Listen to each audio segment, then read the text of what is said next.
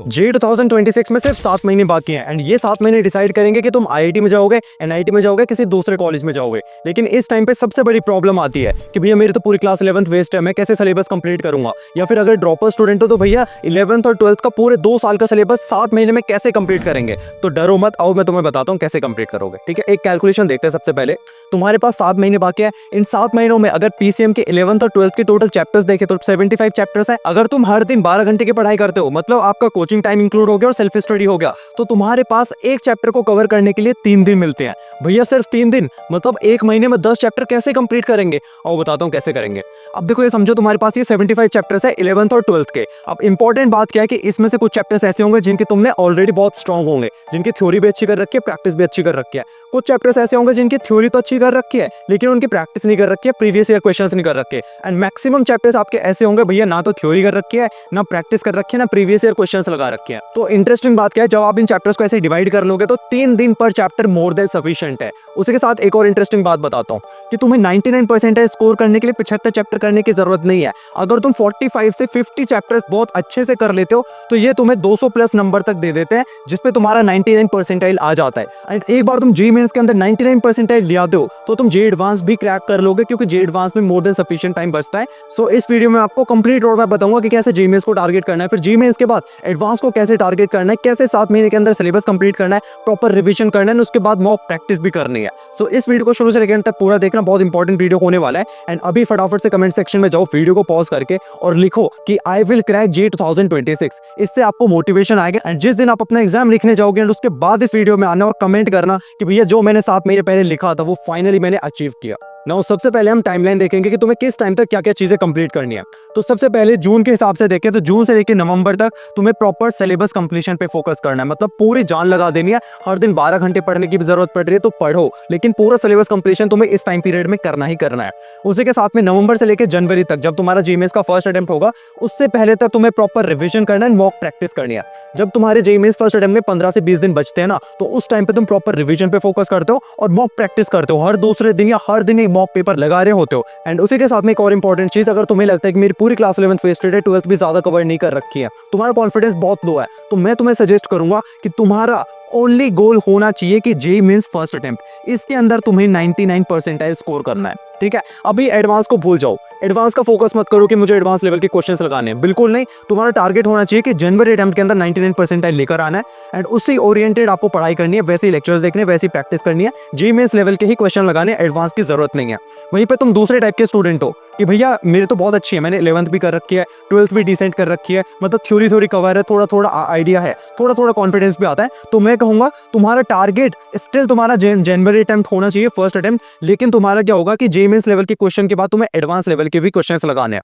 And अगर तुम dropper student हो, 11th 12th साथ में कर रहे हो, अगेन वही स्ट्रैटेजी जाती है। अगर 11th 12th ठीक ठाक सिलेबस कंप्लीट कर लिया तो एडवांस के क्वेश्चंस लगाओ, वरना अगर ज्यादा कॉन्फिडेंस नहीं आ रहा तो फर्स्ट टारगेट होना चाहिए कि जनवरी के अंदर 99% स्कोर करे। उसके बाद डरना नहीं है, अगर एक बार यहाँ पे 99% ले आते हो तो तुम्हारे पास तुम्हें 4 महीने बच जाते हैं एडवांस से पहले। ठीक है, तो उसे अप्रैल अटेम्प्ट की चिंता नहीं करनी है, सेकंड अटेम्प्ट की, फिर सीधे एडवांस की तैयारी करनी है और फिर एडवांस को फोड़ना है और फाइनली आईआईटी जाना है।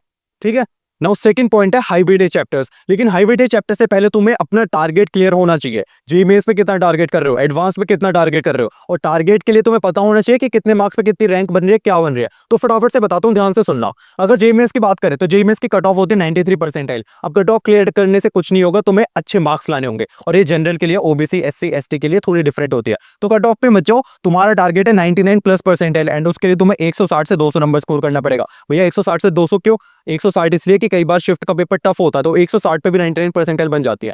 वहीं पे कई बार पेपर बहुत आसान पूछ लिया जाता है, ज्यादा आसान नहीं पर रिलेटिवली आसान होता है, तो तुम्हारा 200 नंबर पे 99 परसेंटाइल बन रहा होता है। उसी के साथ में जे एडवांस की बात करें तो तुम्हारा कट ऑफ होता है 110 नंबर, लास्ट ईयर का 2024 का ये, तो 110 मार्क्स गया था तुम्हारा 360 में से। एंड तुम्हारा जे एडवांस का पेपर फिक्स पैटर्न नहीं होता, कभी 360 का आता है, कभी 350 नंबर का पेपर आ जाता है, तो प्रिडिक्टेबल नहीं है, पर मोर और लेस इतने ही मार्क्स का पेपर होता है 360 का। एंड तुम्हारी कट ऑफ जनरल के लिए मान सकते हैं 100 से लेके 120 या 110 के आसपास रहती है।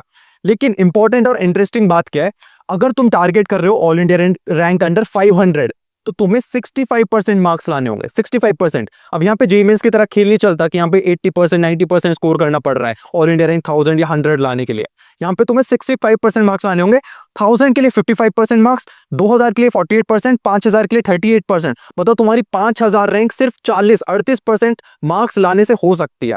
तो एडवांस इज ऑल अबाउट एकदम डिफरेंट अप्रोच है, इसलिए मैंने बोला कि पहले जेईई मेंस पे टारगेट कर लो, एडवांस के लिए 4 महीने बच जाएंगे, उसमें प्रैक्टिस करेंगे। अगर तुम्हारी प्रिपरेशन उतनी अच्छी नहीं है, अगर प्रिपरेशन अच्छी है तो तुम्हारा आइडियल गोल यही होना चाहिए कि तुम जेईई मेंस के साथ साथ एडवांस लेवल के भी क्वेश्चंस लगाते रहो, ठीक है।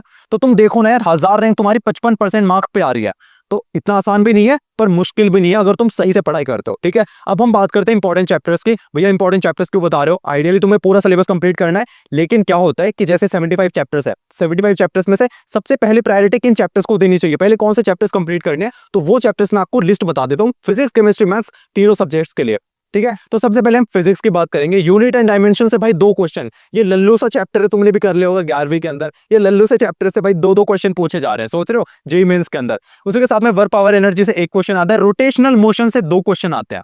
तो इंटरेस्टिंग बात क्या है ना कि कई ऐसा होता है कि 75 चैप्टर्स में से 15-20 चैप्टर्स ऐसे होते हैं जिनसे से 5-6 क्वेश्चंस आते हैं, उससे ज्यादा नहीं। अगर उन चैप्टर्स को स्किप कर दोगे तो तुम्हारा बहुत टाइम बच जाता है, ठीक है।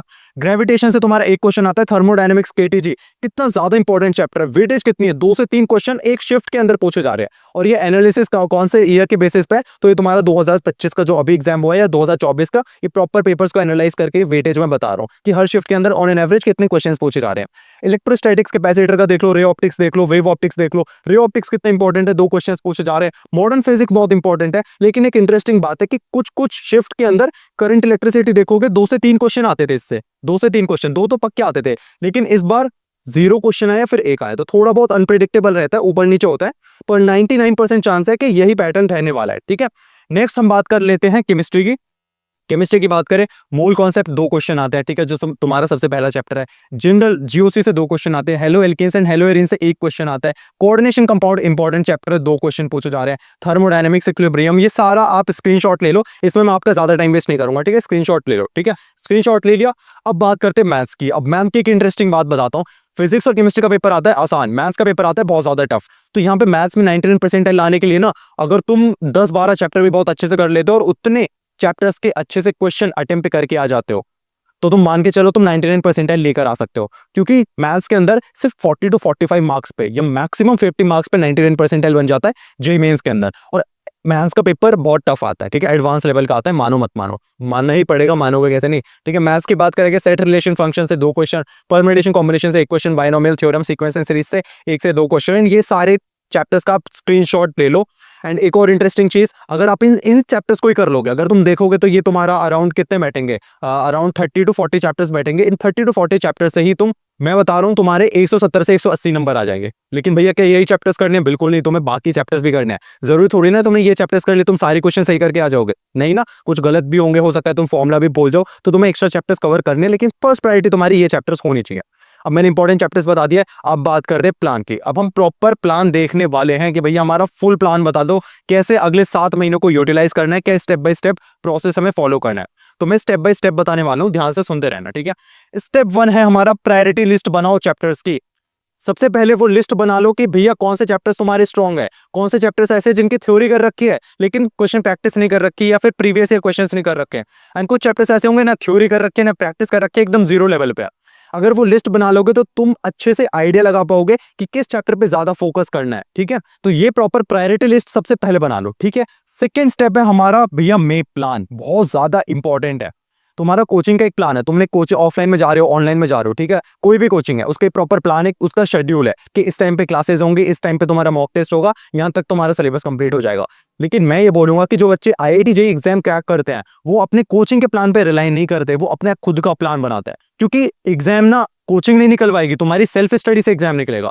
तो तुम्हें अपने अकॉर्डिंग अपना खुद का प्लान जरूर बनाना है। वो प्लान कैसे बनाना है? फॉर एग्जांपल तुम्हारा टारगेट होना चाहिए कि इस मंथ मुझे ये चैप्टर्स करने हैं, और इंपॉर्टेंट बात क्या है कि तुम्हारे कोचिंग के साथ तुम्हारी कोचिंग के साथ वो प्लान अलाइन होना चाहिए। ऐसा नहीं है कि भैया आज तो मैं अगले हफ्ते तक मैं रोटेशनल मोशन करूंगा और कोचिंग में तुम्हारा थर्मोडायनेमिक्स चल रहा है, फिर बेकार है। तुम प्रॉपर लिस्ट बना लोगे, इसलिए मैंने बोला था फर्स्ट स्टेप बहुत इंपॉर्टेंट है कि तुम प्रॉपर लिस्ट बना लोगे ना, तुम्हें आइडिया रहेगा। फॉर एग्जाम्पल तुम्हें रोटेशनल पढ़ना है और तुम्हारी कोचिंग के अंदर भी रोटेशनल चल रहा है, तो उसे उस टाइम पे ही चैप्टर्स को रखो कि इस टाइम पे कोचिंग से लेक्चर देख लूंगा, खुद से प्रैक्टिस कर लूंगा। वहीं पे तुम्हारा एटॉमिक स्ट्रक्चर कोचिंग के अंदर चल रहा है, लेकिन एटॉमिक स्ट्रक्चर तुम्हारा ऑलरेडी स्ट्रॉन्ग है, तो उस चैप्टर को स्किप कर दो, लेक्चर देखने की जरूरत नहीं है, तुम खुद से प्रैक्टिस कर लो। तो ऐसा एक प्रॉपर प्लान बनाओ, इसलिए बहुत ज्यादा इंपॉर्टेंट हो जाता है प्लान बनाना। इससे तुम्हारी एफिशिएंसी बढ़ जाएगी और तुम्हारा सिलेबस कंप्लीट भी बहुत जल्दी हो जाएगा। Step 3, follow 4+2+1 rule. 4+2+1 रूल क्या होता है? 4 दिन 11th 12th को दो, 2 दिन 11th को दो, 1 दिन तुम्हें किसको देनी है? रिवीजन मॉक टेस्ट के लिए देना है, ठीक है। ये रूल आपको फॉलो करना है, लेकिन ऐसा बिल्कुल नहीं करना है कि 4 दिन फिर 12th ही पढ़ जा रहे हो, 2 दिन 11th पढ़ रहे हो। कहने का मतलब है कि ओवरऑल टाइम डिवीजन ऐसा रखना है कि मैक्सिमम टाइम 12th को देना है, उसके बाद आपको 11th को देना है, और 1 दिन आपको रिवीजन प्रॉपर प्रैक्टिस के लिए निकालना ही निकालना है। प्रैक्टिस तो हर दिन करनी है, रिवीजन के लिए निकालना है, ठीक है। ये 3 इंपॉर्टेंट स्टेप हो गए। चौथा इंपॉर्टेंट स्टेप आता है कि how to complete a chapter, कि भैया एक चैप्टर को 0 से स्टार्ट करके एडवांस लेवल तक कैसे लेके जाना है, उस चैप्टर को कंप्लीट कैसे करना है। तो फटाफट से प्रोसेस देख लो। सबसे पहले लेक्चर्स देखो, या फिर अगर लेक्चर्स ऑलरेडी देख रखा है तो उसके नोट्स उठाओ, उन्हें रिव्यू करो, ठीक है। उसके बाद आपको सॉल्व एग्जांपल्स देखने हैं, उस चैप्टर के सॉल्व एग्जांपल्स देखो, आइडिया लगाओ कि कैसे क्वेश्चंस को अप्रोच करते हैं। तुम्हें पता होना चाहिए ना, कई बच्चों का कंफ्यूजन होता है भैया थ्योरी कंप्लीट कर लिया लेकिन क्वेश्चन नहीं बन रहे हैं, तो तुम्हें अप्रोच नहीं पता ना कि क्वेश्चंस को कैसे अप्रोच करते हैं। तो फटाफट से अपना सॉल्व एग्जांपल्स वगैरह देख लो। सॉल्व करना है मत करो, वो तुम्हारी मर्जी है, लेकिन देखो जरूर। लेकिन अब इंपॉर्टेंट बात आती है अब क्वेश्चंस पे, डीपीपीस लगाओ, मॉड्यूल्स लगाओ, या तुम कोई भी बुक फॉलो कर रहे हो, तो उसे सॉल्व करो, और जेईई मेंस लेवल तक करना है। जेईई मेंस लेवल तक करना है, ठीक है। जेईई मेंस लेवल तक कर लिया, फिर तुम प्रीवियस ईयर क्वेश्चंस उठाओ चैप्टर वाइज, फिर वो क्वेश्चंस लगाओ। एंड अगर तुम इतना कर लेते हो और टाइम बच जाता है, तो फिर तुम जेईई एडवांस लेवल के क्वेश्चंस लगाने। तो ये तुम्हारी अप्रोच होनी चाहिए चैप्टर को कंप्लीट करने के लिए। भैया कितने क्वेश्चंस करने हैं वो तुम पे डिपेंड करता है, तुम कितने भी करो, ठीक है, कितने भी करो। उसके बाद हमारा आखिरी स्टेप आता है कि भैया फिजिक्स केमिस्ट्री मैथ्स के लिए प्रॉपर स्ट्रैटेजी बताओ कि कैसे अप्रोच करना है। देखो एक इंटरेस्टिंग फैक्ट बताता हूँ, ये जेईई मेंस लेवल के लिए बताने वाला हूँ। केमिस्ट्री में तुम्हारा 70% पेपर एनसीईआरटी से आता है, इवन जेईई मेंस में 90% आता है, 70% तुम्हारा जेईई एडवांस आता है। तो केमिस्ट्री की एनसीईआरटी बहुत इंपॉर्टेंट है। इजी टू मॉडरेट लेवल का पेपर पूछा जाता है, और 70 नंबर पे 75 पे तुम्हारा 99% बन जाता है। फिजिक्स की बात करें, इजी पेपर होता है, फॉर्मुला बेस्ड क्वेश्चंस बहुत ज्यादा पूछे जाते हैं। ये मेंस की बात कर रहा हूँ, एडवांस में तो अच्छे लेवल के क्वेश्चंस पूछे जाते हैं। 75 नंबर पे तुम्हारा 99% बन जाता है। मैथ्स में बताता हूँ टफ पूछा जाता है, बहुत टफ है, एडवांस लेवल के क्वेश्चंस पूछे जाते हैं। मतलब मैथ्स में तुम 10-12 क्वेश्चन अगर लगा देते हो और सही करके आ जाते हो ना, बहुत बड़ा अचीवमेंट है। तुम खुद देख लो कि 45 से 50 नंबर पे तुम्हारा 99% बन रहा होता है। तो इतना ज्यादा मुश्किल भी नहीं है, 7 महीने बहुत सफिशिएंट होता है 99% स्कोर करने के लिए, अगर तुम हर एक दिन को पूरे फुल एक्सटेंड तक यूज करते हो तो। नाउ तुमने प्रॉपर प्लान देख लिया, एक और इंपॉर्टेंट चीज आती है रिवीजन। अगर तुमने पूरा सिलेबस कंप्लीट कर लिया, सारी चीजें कर ली, अगर रिवीजन नहीं करोगे, रेगुलर रिवीजन नहीं करोगे, तो भूल जाओगे तुम एग्जाम के टाइम तक कुछ याद रख पाओगे। फिर दिक्कत वही आती है कि भैया टॉपर के इतने मार्क्स क्यों आ जाते हैं, हमारे क्यों नहीं आते। वो इसलिए नहीं आते कि टॉपर भाई बोरिंग चीजें ज्यादा करता है, उसे पता है कि प्रिपरेशन के टाइम पे जितनी बोरिंग चीजें मैं कर लूंगा, उतना ही पेपर के टाइम पे मुझे आसानी होगी। तो बोरिंग चीज क्या है? रिवीजन। रिवीजन अपने आप में बहुत ज्यादा बोरिंग चीज है, मैं खुद बोल रहा हूँ। रिवीजन के लिए कुछ टेक्निक्स बता रहा हूँ जो तुम्हारे लिए थोड़े से इंटरेस्टिंग होगी और तुम बहुत अच्छे से रिवीजन कर पाओगे, फटाफट कर पाओगे। फर्स्ट प्रायोरिटी तो तुम्हारी कोचिंग मटेरियल होना चाहिए। कोचिंग मटेरियल मतलब कोचिंग के नोट्स, जो भी तुमने कोचिंग के नोट्स बनाए उन्हें प्रॉपर रिवीजन करो, उन्हीं को बार बार रिव्यू करते रहा करो। वो जो मोटी मोटी किताब है ना, नोटबुक, और अगर उन्हें डेली रिव्यू करते रहोगे ना 5 से 10 मिनट, तुम्हें लगेगा कि ये शॉर्ट नोट्स की तरह है। फटाफट तुम पढ़ने देखोगे, हेडिंग से आइडिया लग जाएगा कि क्या है पूरे चैप्टर में, अगर रेगुलर रिवीजन करोगे, ठीक है। मैं बोलूंगा कि मॉर्निंग में रिवीजन कर लो, इवनिंग में कर लो, लेकिन हर दिन 1 से 1.5 घंटे देने 1 घंटा तो पक्का देना है। दूसरा क्या है, शॉर्ट नोट्स के बिना काम नहीं चलेगा।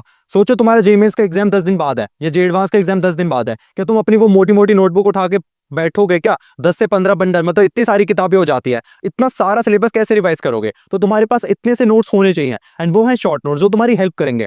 मैं बोलूंगा दोनों का कॉम्बिनेशन होना चाहिए, सिर्फ शॉर्ट नोट्स भी नहीं, सिर्फ नोट्स भी नहीं, दोनों का कॉम्बिनेशन फॉलो करो। शॉर्ट नोट्स बनाओ एंड साथ में फॉर्मुला लिस्ट शीट्स बनाओ, ठीक है। अगर ऑर्गेनिक केमिस्ट्री की बात करें तो रिएक्शन लिस्ट बना लो, ठीक है। अगर मैथ्स की बात करें तो फॉर्मुला लिस्ट बना लो, फिजिक्स की फॉर्मुला लिस्ट बना लो। तो ये आपके पास होनी चाहिए फास्ट रिविजन के लिए। एंड एक रिविजन का तरीका तुम्हारा क्वेश्चन प्रैक्टिस होता ही है, मतलब क्वेश्चन प्रैक्टिस करोगे, ओवरऑल तुम्हारा रिवीजन होता रहता है, ठीक है। एंड एक और इंपॉर्टेंट चीज की मॉक टेस्ट। अभी तो तुम सिलेबस कंप्लीशन पे फोकस करोगे तो बच्चे क्या करते हैं, टेस्ट को इग्नोर करते हैं। मैं सजेस्ट करूंगा 2 हफ्ते में, 1 हफ्ते में एक मॉक टेस्ट जरूर दे लो। जितना भी सिलेबस कंप्लीट कर रहे हो उसी के अकॉर्डिंग एक टेस्ट जरूर देते रहो, जिससे आइडिया लगता रहे कि तुम्हारी प्रिपरेशन सही डायरेक्शन में जा रही है या तुम क्या क्या गलतियां कर रहे हो। अभी से आइडिया रहेगा तो अच्छा मोटिवेशन आएगा और चेंजेस कर सकते हो। वरना दिक्कत क्या होती है, अब मॉक टेस्ट नहीं दोगे, पूरा सिलेबस कंप्लीट कर लोगे, जब जेईई में से 1 महीना बचेगा तब मॉक टेस्ट देना शुरू करोगे और उस टाइम पे तुम्हारे 300 में से 100 नंबर, 150 नंबर आएंगे, फिर बहुत ज्यादा डिमोटिवेशन आता है।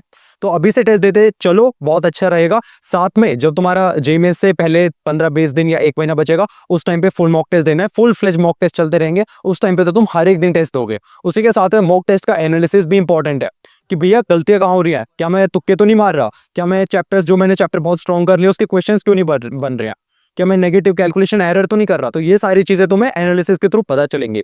सो गाइस, आज की वीडियो में इतना ही। एंड इस वीडियो के अंदर मैंने सारी चीजें कंप्लीट कर दी कि तुम्हें क्या टाइमलाइन फॉलो करनी है, क्या तुम्हारा फुल प्लान होना चाहिए, क्या इंपॉर्टेंट चैप्टर्स फॉलो करने हैं, रिवीजन कैसे करना है, हर एक चीज डिटेल में बता दी है।